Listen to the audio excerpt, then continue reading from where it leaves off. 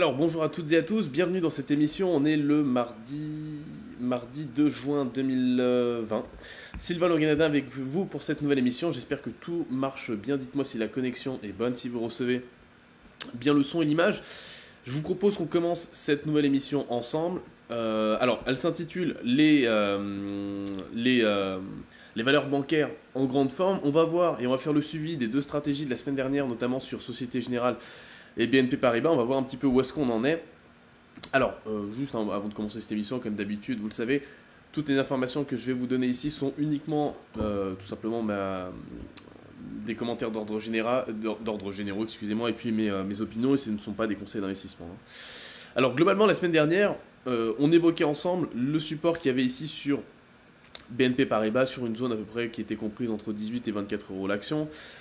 Vous le voyez ici, c'est une zone qui a été testée à plusieurs reprises déjà depuis 98, hein, donc ça fait déjà un petit moment. Cette zone, à chaque fois qu'elle a été touchée ou approchée, elle a engendré de très forts rebonds, donc en fait il y avait énormément d'acheteurs sur ces niveaux-là. La semaine dernière et la semaine d'avant, on parlait justement de stratégie acheteuse, et ben ça a plutôt bien marché.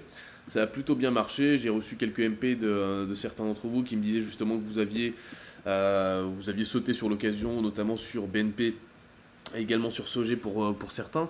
Donc déjà bravo à tous ceux d'entre vous qui ont exploité avec succès cette stratégie-là, c'est bien joué. Je vous rappelle en gros les objectifs techniques qu'on peut viser sur ce genre de cible-là.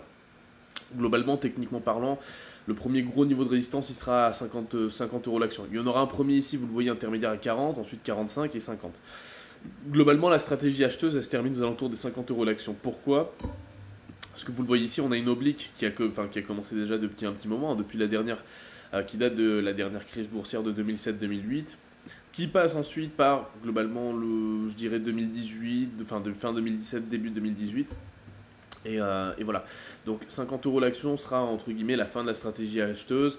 Elle a commencé à peu près ici à 28, donc de mémoire à 28 euros l'action quand elle avait commencé. Donc on était sur un espèce de rebond ici.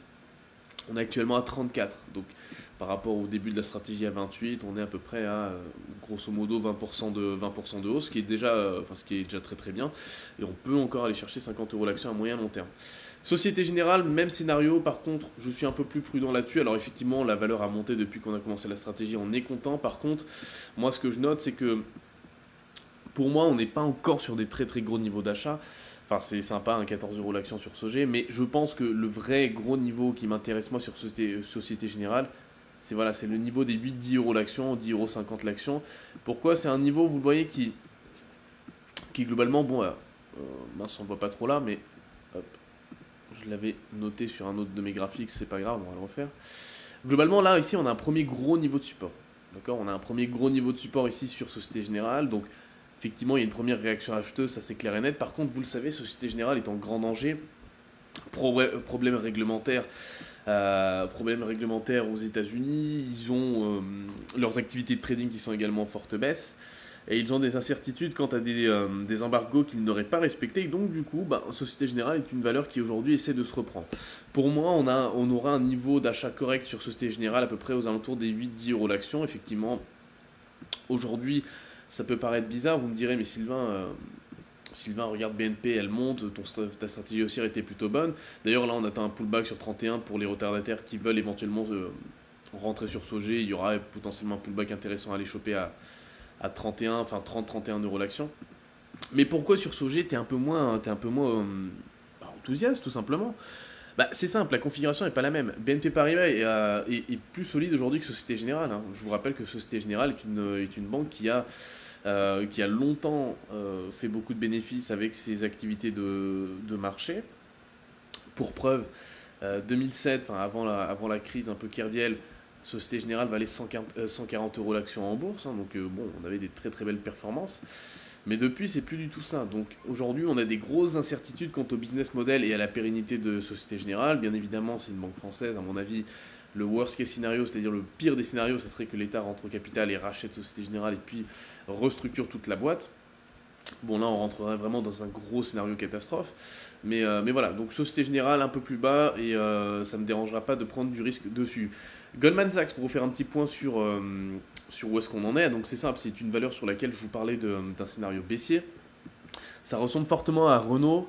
quand j'avais donné le scénario baissier début 2019 sur BFM, et que j'avais annoncé que globalement les résultats qu'avait publié Renault pour l'année 2018 n'étaient pas probants et que la valeur allait littéralement se torcher la gueule en bourse lors de l'année d'après. On m'avait dit oui, mais c'est un peu compliqué, Sylvain, les résultats sont bons, ils ont vendu beaucoup de véhicules en Chine, hein, je parle bien de Renault, et tout devrait aller pour le mieux en bourse.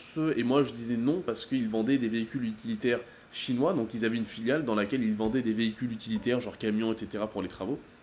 Et c'est ça qui faisait qu'ils avaient affiché de très beaux résultats en 2018, mais Renault avait pour la première fois réalisé moins de la moitié de son chiffre d'affaires et de ses bénéfices en dehors de l'Europe. Historiquement, Renault faisait la majorité de son argent en Europe, d'accord, et moins de la moitié à l'étranger. Là, ce qui s'était passé, c'est qu'ils avaient fait de la majorité de leur argent à l'étranger et ils avaient une décroissance sur leurs bénéfices en Europe. Du coup, l'action en bourse baissait, puis elle avait fait un pullback sur un gros canal hebdo et ensuite elle a baissé cette année. D'accord, donc c'est un scénario qui avait mis 2 ans à se. Enfin, un an, ouais, 2019, voilà. 1 an et 3 mois à se mettre en place. Même scénario sur Goldman Sachs pour moi. Ok, donc là, ici, on a effectivement une consolidation à attendre et je pense vraiment que sur 89-90 euros l'action, il y aura quelque chose de sympa sur Goldman Sachs à aller chercher. Pour l'instant, à 203 euros l'action, ça ne se paye pas. Les banques traditionnelles doivent opérer, je dirais, un espèce de changement systémique de leur modèle d'affaires pour justement continuer à être périn. Ça veut dire quoi? Ça veut dire que Goldman Sachs aujourd'hui se lance sur le segment des particuliers, a sorti une carte bancaire avec Apple pour justement commencer à targeter le segment des particuliers, parce qu'avant Goldman Sachs c'est une banque uniquement d'affaires. D'accord. Au niveau de JP Morgan, même histoire, vous le voyez ici, on a eu un bull run, c'est-à-dire une explosion haussière de JP Morgan à la fin de l'année 2019. Contexte de taux qui fait que, vous le voyez, aux États-Unis ils ont baissé les taux, donc même s'ils lancent un QE, même s'ils lancent tout ce que vous voulez, quand les taux sont bas, ça impacte la profitabilité des banques en général, parce que les banques se basent sur les taux des banques centrales pour fixer les taux auxquels elles vont prêter leur argent, hein, tout simplement, et elles vont appliquer un markup. Là, pour le coup, vous le voyez, on a des valeurs tech. Alors, donc les banques ont du mal à se reprendre. Ça, c'est le premier constat. Deuxième constat, on va regarder les valeurs tech. Qu'est-ce qui fait que les indices aujourd'hui, on sort un peu de l'émission action, mais pas tellement au final, mais qu'est-ce qui fait aujourd'hui que les indices explosent à la hausse? Je vous prends le Nasdaq. Ok. On va prendre ça, je sais pas, c'est le mini Nasdaq, on s'en fout, on va prendre n'importe quoi. Je m'en fiche, je vais prendre celui-là. Hop. Qu'est-ce qui fait aujourd'hui que le Nasdaq est déjà de retour sur ses derniers plus hauts? D'ailleurs, petit. Tac. On va prendre un ETF ou un truc comme ça. Ouais, c'est celui-là, je pense. Hop. Bon, bref, on s'en fiche. Ce qui compte, c'est ça. Qu'est-ce qui fait aujourd'hui que le Nasdaq est à son plus haut? Est-ce que les 100 valeurs du Nasdaq ont tiré l'indice à la hausse? Et pourquoi le S&P 500 et pourquoi le Dow Jones, d'ailleurs aussi, hein, si je vous prends le S&P 500 et le Dow Jones, pourquoi ces indices tiennent si bien? Alors, ce qu'il faut noter, c'est que ce n'est pas forcément l'intégralité des valeurs qui tirent le Nasdaq et le S&P 500 à la hausse. D'ailleurs, sur le S&P 500, on va atteindre un niveau de résistance dans pas trop longtemps. Sur le Dow Jones, c'est pas ça mon graphique, ça doit être celui-là. Sur le Dow Jones, il reste encore une petite marge de progression ici. Hein. En fait, ce qui tire les indices à la hausse, c'est pas que les marchés vont mieux du jour au lendemain. Hein. C'est pas à la fin de la récession, c'est tout simplement que les valeurs comme Apple, les valeurs comme Amazon juste ici, et les valeurs comme, je sais pas, moi je vais prendre Facebook par exemple, FB, elle est juste ici, elle est juste en dessous, ou même Google, hein, je prends Google, et Facebook, pour vous montrer juste l'illustration, ont retracé toute la baisse qu'elles ont connue et ont même fait de nouveau plus haut. Facebook fait de nouveau plus haut, d'accord. Facebook fait de nouveau plus haut, Amazon fait de nouveau plus haut, Google, vous le voyez, a quasiment retracé toute la baisse, et en fait ces valeurs-là ont capté tellement de capitaux, ont levé tellement d'argent en bourse, qu'elles ont une pondération qui est extrêmement grande, d'accord, en bourse, et 5 valeurs peuvent effacer les pertes de 500-600 autres valeurs confondues.